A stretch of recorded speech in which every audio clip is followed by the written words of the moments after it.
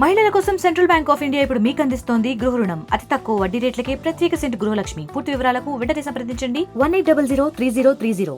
మనం ఒకప్పుడు మేము అంటే ముఖ్యంగా మాలాంటి ట్రైబల్ ఏరియాలలో, గిరిజన ప్రాంతాలలో, మారుమూల ఆదివాసీ గూడాలలో తయారు చేసినప్పుడు ఎక్కడో అనాగరికులు తింటారు అది అని చాలా వ్యంగ్యంగా మాట్లాడేటోళ్ళు 20-30 ఏళ్ళ క్రితం. కానీ ఈరోజు ఆ రాగి జావకు ఎక్కడ పెడుతున్నారంటే 5 స్టార్ హోటల్స్లలో బాగా డబ్బు ఉన్నదని చెప్పుకునే అటువంటి వాళ్ళు కూడా అదే జావా, అదే జొన్న రొట్టె, అవే అట్లాంటి మన మారుమూల పల్లెలలో, గూడాలు, తండలలో తయారు ఒకప్పుడు బాగా ఉండేది ఇవన్నీ. ఇప్పుడు మన దగ్గర తగ్గిపోయింది ఆ పంటలు.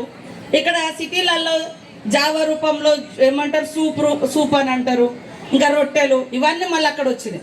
కాబట్టి ఖచ్చితంగా ఒకప్పుడు పల్లెలలో పండించిన ప్రతి పంట ఒక ఆణిముత్యం, ఆరోగ్యాన్ని ఇచ్చే పంట.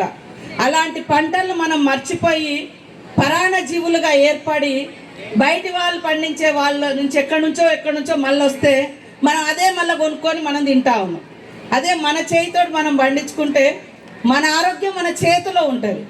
కాబట్టి ప్రతి ఒక్కరు కూడా దయచేసి పెరట్లు అంటారు కదా, ఇంటెనుక అన్ని రకాల చెట్లను పెంచండి, అది మన ఆరోగ్యం కోసం. అట్లా అవగాహన కూడా మా అంగన్వాడీ టీచర్స్, ఆయాలు, అదేవిధంగా స్కూల్ టీచర్స్ అందరూ కూడా గ్రామాలలో చెప్పాలి. ఖచ్చితంగా ఊర్ల యొక్క పునర్వైభవం రావాలి.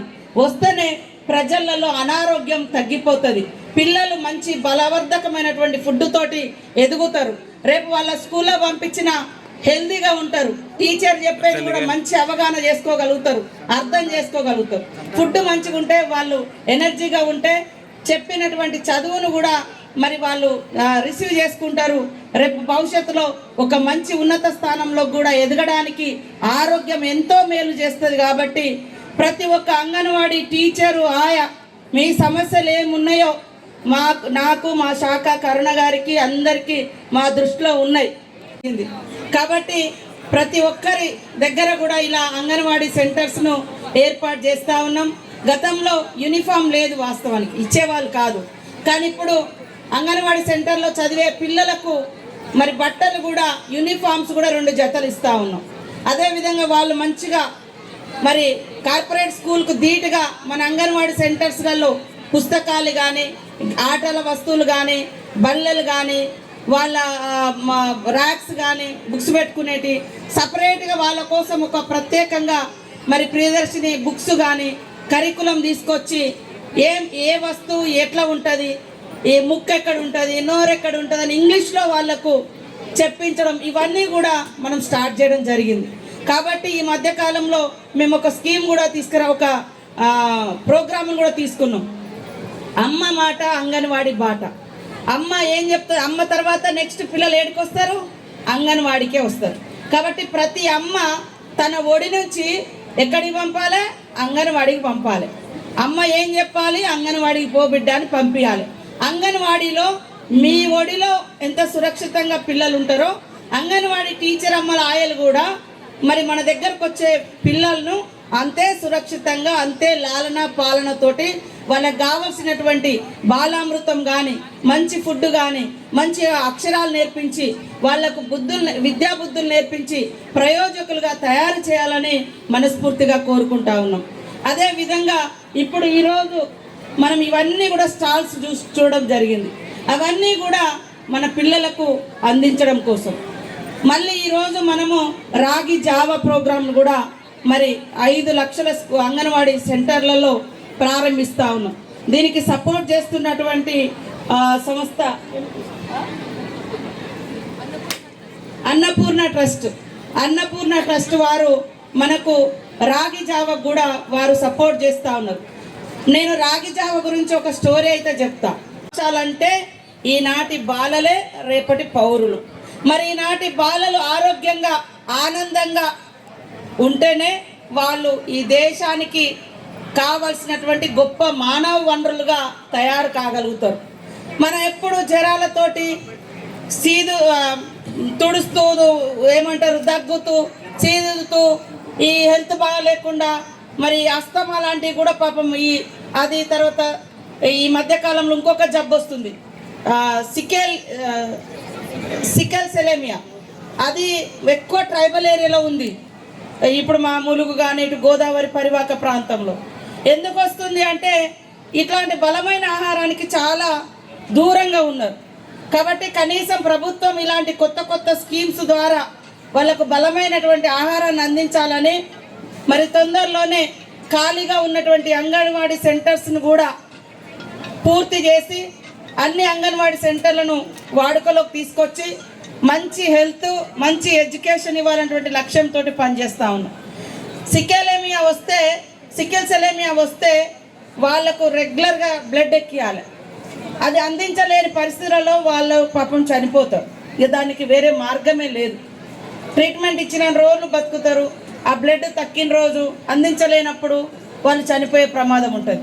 ఈ జబ్బు ఎందుకు వస్తుందంటే ప్రధానంగా మంచి ఆహారాన్ని అందించకపోవడం మూలంగా. బలమైనటువంటి మరి పోషక విలువలు ఉన్నటువంటి, మనకు కూడా తెలుసు ఒక్కొక్క పదార్థంలో ఒక్కొక్క విటమిన్ ఉంటుంది. కాసేపు ఎండకు కూడా పుట్టిన పిల్లల్ని 5-6 నెలలు, సంవత్సరం మనం కూడా కాసేపు ఉదయం పూటనో ఎప్పుడో కాసేపు ఎండకు పెడితే ఒంటికి డి విటమిన్ వస్తుంది, మంచి కండరాలు వస్తాయి. అందరం కోరుకునేది మంచి ఆహారం, మంచి గాలి, మంచి నీరు, మంచి ఆహారం. ఇవి 3 ఉంటేనే మనం ఆరోగ్యంగా ఉండగలుగుతాం. మనం సంపాదించేదంతా కూడా, శ్రమించేదంతా కూడా మంచి ఆహారం కోసం. ఈ మంచి ఆహారం మనకు మంచి హెల్త్ని ఇవ్వడం కోసం. సో ఇప్పుడున్నటువంటి పరిస్థితులలో ఇప్పటికీ కూడా దేశంలో కానీ రాష్ట్రంలో కానీ వివిధ ప్రాంతాలలో వేలాది మందికి సరైనటువంటి పోషకాహారం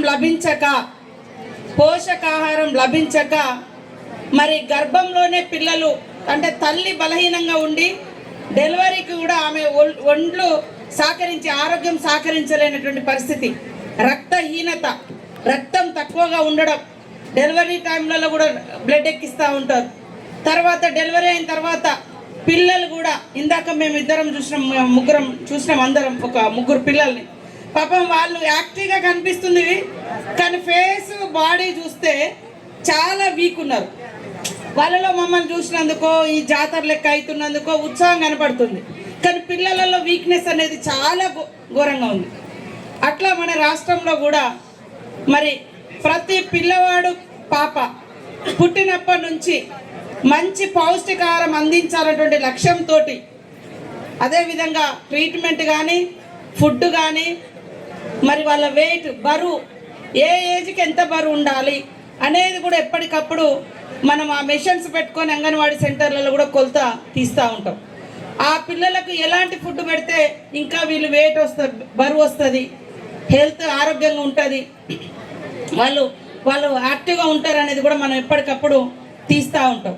కాబట్టి ఇదొక జాతరలా మనము ప్రతి వారం ప్రతి ఏరియాలో ప్రతి అంగన్వాడీ సెంటర్లలో మనం నిర్వహించుకోవాల్సిన అవసరం ఉంది. ప్రారంభించడం ఏదో అట్లా ప్రారంభించడం కాదు, ఇదొక ఉద్యమంలా ప్రతి ఊరూర్లా, ప్రతి గల్లీ గడప గడపకు మరి తీసుకెళ్ళి ఈ యొక్క అవగాహనను, అదేవిధంగా పోషక జాతర కార్యక్రమాన్ని సక్సెస్ఫుల్గా చేసి మళ్ళీ కొన్నాళ్ళ తర్వాత మనం టెస్టులు చేస్తే ఇంతమందికి రక్తహీనత తగ్గిపోయి వీళ్ళు మంచి బలవర్ధకంగా తయారైనరు. మరి నాకు 12% ఏది మన రక్తం వచ్చింది. ప్రతి ఒక్కరిలో 12% రక్తం ఉన్నప్పుడే మనం ఆరోగ్యంగా ఉన్నట్టు. హిమోగ్లోబిన్ అనేది ఉంటుంది, అది తక్కువ ఉంటే. మరిన్ని వీడియోస్ కోసం ఛానల్ ని సబ్స్క్రైబ్ చేయండి, లేటెస్ట్ అప్డేట్స్ కోసం వాట్సాప్ ఛానల్ ని ఫాలో చేయండి, అండ్ లింక్ డిస్క్రిప్షన్ లో ఉంది.